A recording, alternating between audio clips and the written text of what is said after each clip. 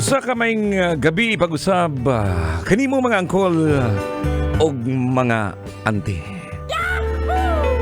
Ani ang sabi nga itong ikaduhang oras, sa pangalawang oras sa ating programa na magsisimula alas 9 ng gabi hanggang 12 midnight. Good evening po sa inyo, sa lahat mga nakatutok sa atin sa radyo, sa 90.7 Love Radio. Lalong-lalo na, ikaw angkol, na sana hindi ka inaantok habang nagmamaneo, ha? Lusion ko ng imong kigol ron. Siyempre naman, ito si Kuya naman, hindi naman to inaantok siguro kasi nakatutok sa atin.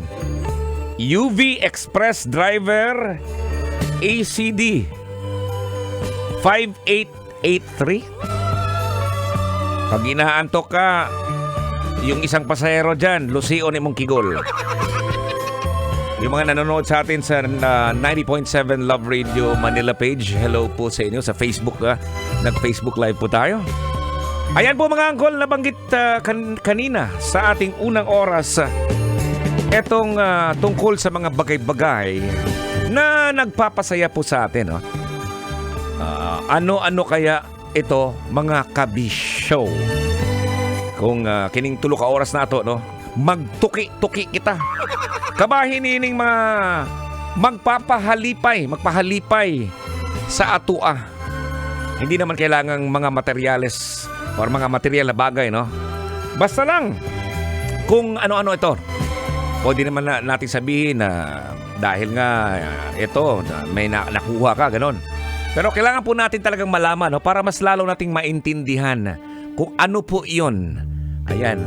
At eto po, narito ang ilang mahahalagang aspeto na nakakatulong sa atin, no? Ito mga bagay-bagay na maaring magdulot ng kaligayahan sa isang tao, ikaw, ako, kitang tanan. Ayan, ang mga ito ay maaring maging pambihira at personal na. Depende yan sa individual. So, eto na po ang ilan sa mga halimbawa, mga kabisyo, ha, na maaring magdulot ng kaligayahan sa karamihan sa atin, no? Karamihan ng mga tao. Hindi naman to in order, ha, pero siguro makaka-relate ka nito mga kabisyo, angkol ugante. Una, pamilya at mga kaibigan. Diba? Clarix na kayo. Ang pagkakaroon ng malalapit na ugnayan sa pamilya at mga kaibigan yon ay maaring magdulot ng kasiyahan at siyempre kasiyahan sa pamamagitan ng mga espesyal na alaala at suporta sa ng kanilang ibinibigay. Diba? Sample lang, sa tuwing may reunion kayo, yung reunion ng pamilya, reunion ng kamag-anak, reunion ng mga kaibigan sa klase. Sample lang, elementary, high school, o kaya college. Ayan, madalas tayo nakakakuha ng mga magagandang alaala. Tapos magkwentuhan. Uy, psst, naalala mo ba yung nangyari sa'yo nung elementary ka? Bakit? Anong nangyari sa'yo? Nakalibang ka, nakaigit-igit ka. Pambihira naman yung mga alaala na yan, no? Pero, dili po tinin tao, no? Nga magpatawag ta ng reunion, no? Kay mudagan, pagkakapitan si uncle, o di kaya, no? Si auntie, magpapili o kagawan. Lusion, dako na imong kigol. At wag naman siguro natin gawin na magkaroon tayo ng reunion dahil nga may namatayan, di ba? Yan, madalas yan. Uuwi sa probinsya para makita yung pamilya kasi may namatay kasi. Hindi makakauwi nung ligon pa yung yung tao. Nagkaroon na ng panahon na makapag-spend ng time dahil nga namatay na. Huwag naman sanang ganun mga kabisyo, no? Eto, pangalawa, pagtupad sa mga pangarap. Ano bang pangarap mong maging? Yung bata, tinanong yun dati, no? Naalala mo pa ba? Anong gusto mong maging paglaki mo? Gusto kong maging doktor para makatulong sa kapwa. Yung isa naman, tinanong, ano naman gusto mong maging? Gusto kong maging abogado para makatulong sa kapwa. Pero yung isang bata, ang sabi niya, gusto kong maging kapwa. Bakit maging kapwa? Para hayahay. Pambihira naman yan. Uy, nako. Pero wag naman sanang ganun, ha. Siyempre, pag naabot kang, or naabot mo yung pangarap, yung award o kaya promotion sa iyong pinagtatrabahuan, nagdudulot ito ng sobrang kasiyahan. Siyempre, isi-share mo rin dyan sa pamilya mo sa mga nakuha mong mga awards. Imong paminaw ani mga kabisyo, mura ka gibayaw sa panganod imong kigol sa kalipay. 'Di ba? Ayan, ating pangatlo dito mga kabisyo, no? Sa mga nakatutok dyan, may pinost po ako dyan, no? Sa aking fan page sa Totoy Bato Official. Ayan. Ano-ano ang mga bagay na nakapagpapasaya sa inyo? Tuloy natin. Pagtulong sa iba. Ayan. Ang pagtulong sa iba at paggawa ng mabuti sa komunidad ay maaaring magdulot ng kasiyahan sa pamamagitan ng yung pakiramdam ng pag-aalay, pagkakaroon ng positibong epekto sa isang tao. Totoo yan, no? Ako, I tell you, no? Ako pag, halimbawa, may kumakatok sa kotse, tapos maghingi ng barya o kaya pagkain, wala akong ibang iniisip dyan. Walang negatibo.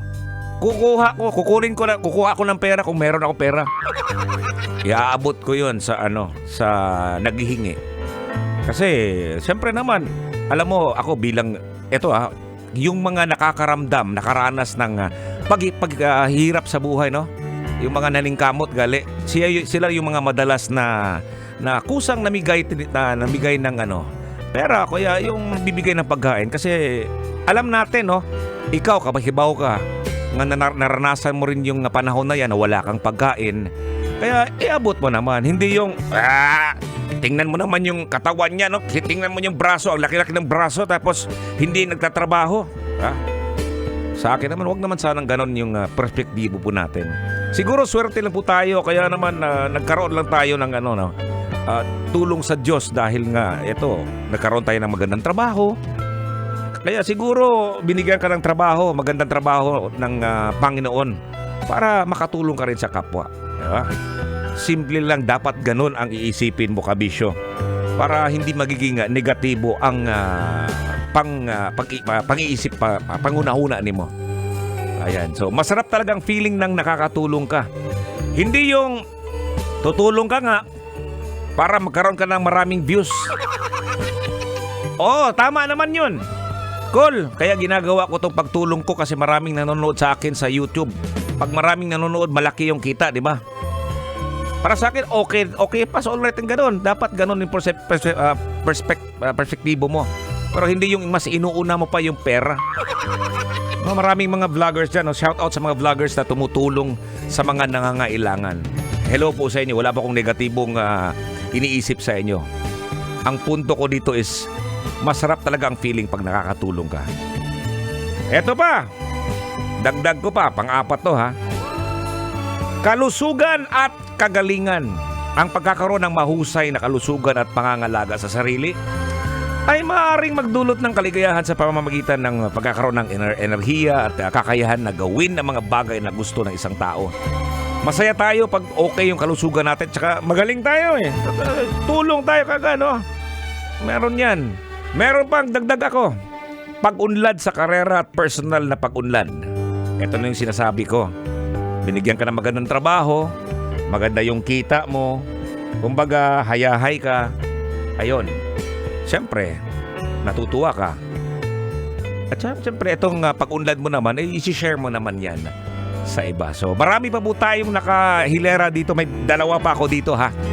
Pero gusto ko munang buksan ng aking cellphone at sa mga nag-post din, nag-comment po dito sa ating nilagay na ang nilagay ko dito ay ano-ano ang mga bagay na makakapagpasaya sa inyo. Alright, babasahin na po natin to, no?